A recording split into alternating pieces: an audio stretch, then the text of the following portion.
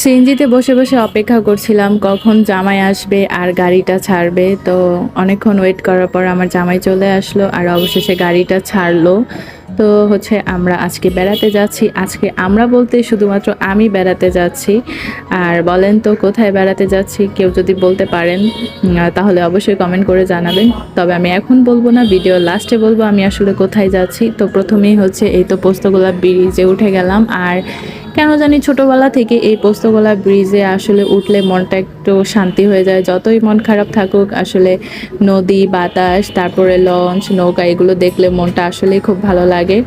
আর এই তো এখন চলে আসলাম মাওয়ার রোডে।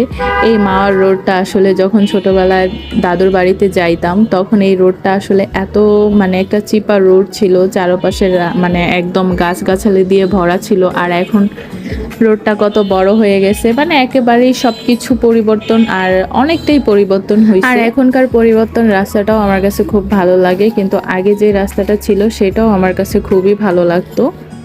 তো যাই হোক, এই তো এখন আমরা যে কুচামারা ব্রিজ আছে সেই ব্রিজের যে টোলটা সেটা পার হয়ে যায়। এই টোলের যে সাইডটা, এই সাইডের ভিউটা কিন্তু আসলে অনেক সুন্দর, যেটা আমার কাছে অনেক বেশি ভালো লাগে। আর এই ব্রিজ থেকে দেখেন খুব দূরে একটা নীল কালারের মতো একটা ব্রিজ দেখা যাচ্ছে। আর এই ব্রিজটা মাওয়ার রেল লাইনের ব্রিজ। এখান দিয়ে ট্রেন চলাচল করে।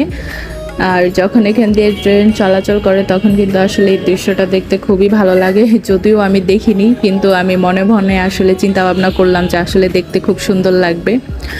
তো যাই হোক, এই ব্রিজটা কিন্তু আগে যখন উঠতাম তখন কিন্তু খুবই বেশি পরিমাণে উঁচা ছিল, আর এখনও কিন্তু উঁচা আছে, কিন্তু আসলে বেশি একটা বোঝা যায় না। তো যাই হোক, এই তো রাস্তার সাইডের যে ভিউগুলা খুবই দেখতে ভালো লাগতেছে। তো আপনারাও দেখতে থাকেন আমার সাথে সাথে। আমিও আসলে রাস্তার যে ভিউগুলা এগুলো দেখতে দেখতে বাড়ি পর্যন্তই পৌঁছাইছি। আমার জানা মতে এই মাওয়ার রোড হওয়ার পর কম বেশি সবাই এই রোডে আসছেন। তো যারা যারা এই মাওয়ার রোডে আসছেন তারা আমাকে অবশ্যই কমেন্ট করে জানাবেন যে আসলে এই রোডটা আপনাদের কার কাছে কেমন লাগে। আর আসলে এই রোডটা খারাপ লাগার মতোই না, এই রোডটা আসলেই খুব সুন্দর, দেখতে খুবই ভালো লাগে। যদি আরও বড় বড় গাছগাছালি থাকতো তাহলে আরও বেশি সুন্দর লাগতো।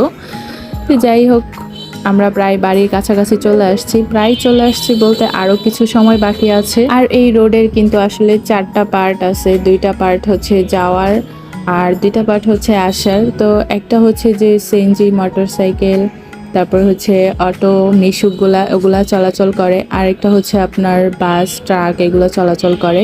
তবে এই রোডে ট্রাক খুব কমই চলাচল করতে দেখলাম, বেশিরভাগই বাস, তারপরে সিএনজি, তারপরে কার এগুলো বেশি চলাচল করে।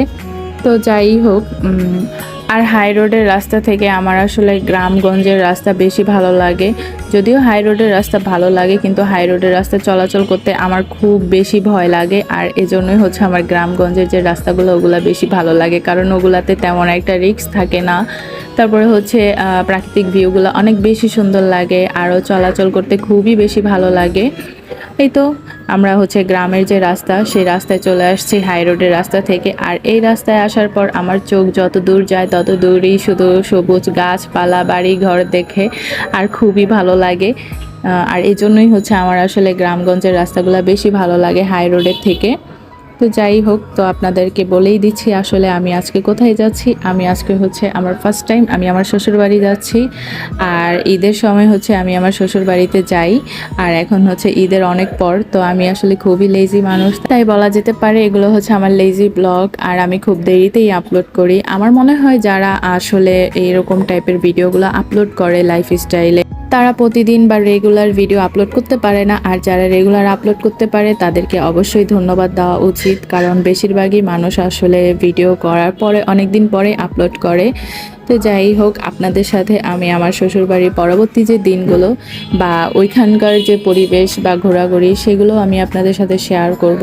সো ততক্ষণ পর্যন্ত আপনারা আমার সাথে থাকবেন। আর আমার আজকের ব্লগটা আপনাদের কাছে কার কেমন লাগলো সবাই আমাকে অবশ্যই কমেন্ট করে জানাবেন। যেহেতু আমাদের বাড়ি হচ্ছে বিক্রমপুর আর আমার বাবার বাড়িও বিক্রমপুর, শ্বশুর বাড়িও বিক্রমপুর, সো বিক্রমপুরে হচ্ছে কাঠের ঘর বেশি ব্যবহার করা হয়। আর এই কাঠের ঘরগুলা কিন্তু দেখতে খুবই সুন্দর লাগে। আর এই কাঠের যে ঘরের যে মেন যে জায়গাগুলা, এই জায়গাগুলা কিন্তু আসলে আমার শ্বশুর বাড়ি এরিয়াতেই বেশিরভাগ বানানো হয়। সো আপনারা আমার ভিডিওতেই কিছুক্ষণ পরে দেখতে পারবেন যে দুই সাইডের যে এরিয়াটা, সেই এরিয়ার মধ্যে কিন্তু কাঠের ঘর বানানো হচ্ছে। আরও অন্য জায়গাও কিন্তু অনেক কাঠের ঘর বানানো হয়।